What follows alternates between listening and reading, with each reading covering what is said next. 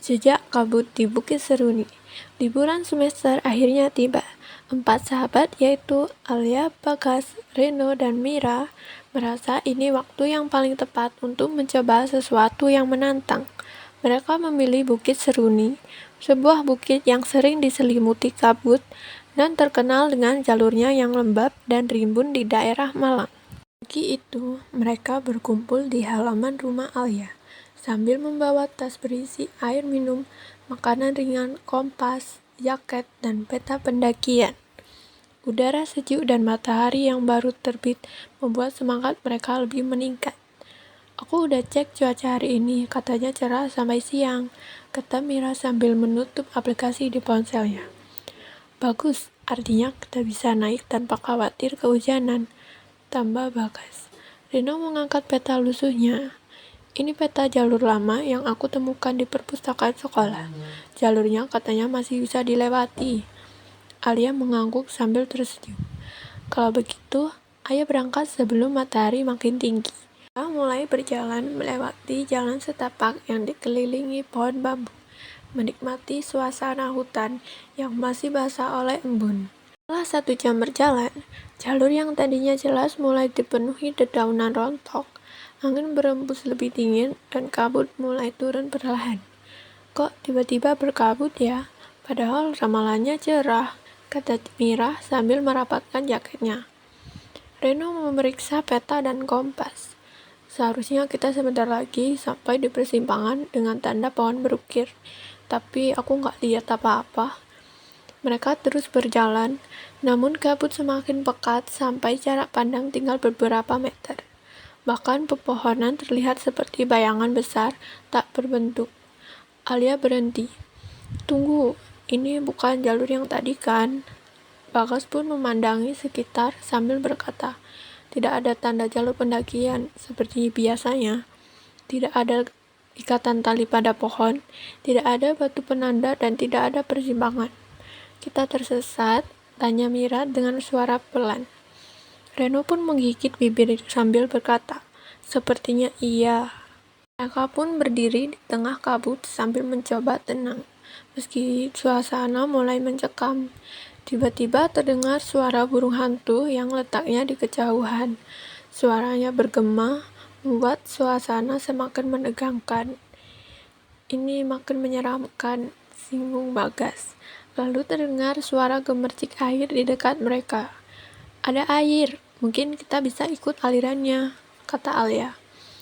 Biasanya jalur pendakian selalu berdekatan dengan sungai kecil. Mereka berjalan mengikuti suara itu. Setelah beberapa langkah, mereka tiba di sebuah aliran air jernih yang mengalir di antara batu-batu. Namun, saat mereka menelusuri sisi sungai, tanah di bawah kaki Alia tiba-tiba longsor sedikit. Alia, pegang tanganku, teriak Bagas. Alia terpeleset dan hampir jatuh ke lereng licin.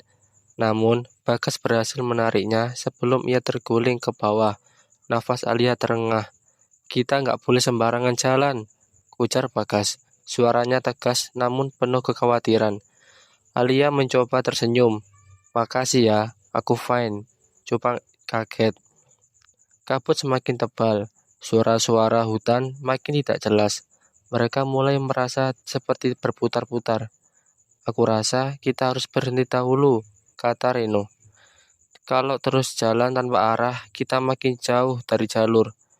Apa kita harus menunggu sampai kabutnya reda? Tanya Mira. Namun, sebelum mereka memutuskan, Reno melihat sesuatu di sudut matanya, yaitu sebuah cahaya kecil di balik semak-semak. Itu apa? Aku lihat warna kuning di sana. Mereka mendekati sumber cahaya itu. Ternyata itu adalah papan kayu tua yang bertuliskan jalur utama 500 meter.